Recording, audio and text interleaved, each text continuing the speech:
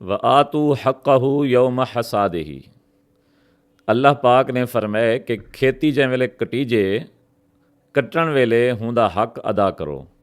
यानी कोई भी तुसां फसल काश्त कीती है जै वेले वो पक ते तैयार ते कटीज वञे तो उंदा उशर अदा करो।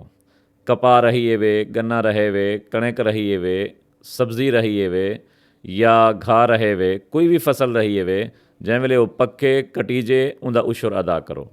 अगर ऐसा रकबा है जैंदी सैराबी आसमानी पानी यानी बारिश नाल थींदी है तो उतां 10वां हिस्सा है यानी 9 मण तुहाडे 10वां मण अल्लाह सईंदा। अगर ऐसा रकबा और ज़मीन है जिथां खर्चा तुहाडा है, हल तुहाडे हैं, करास तुहाडा है, तेल तुहाडा है और पानी तुहाडा है, वल उंदे उत्ते 20वां हिस्सा खर्चे की वजह किनों उशर लाजिम है।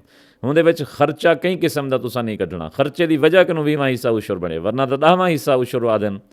तो वह मुस्ताजरी नहीं कढ़नी, थ्रेशर भी नहीं कढ़नी, कटाई भी नहीं कढ़नी, मजदूरी भी नहीं कढ़नी, कोई शय नहीं कढ़नी। हाँ, अगर मुजेरा रहेंदे तुहाडी ज़मीन, मुजेरे को अपना हिस्सा दे दियो, वो भी अपना उशर आप अदा करे से। अगर ना करे से तो आप गुनाहगार है, तुसां अपने हिस्से का आप उशर अदा करे सो।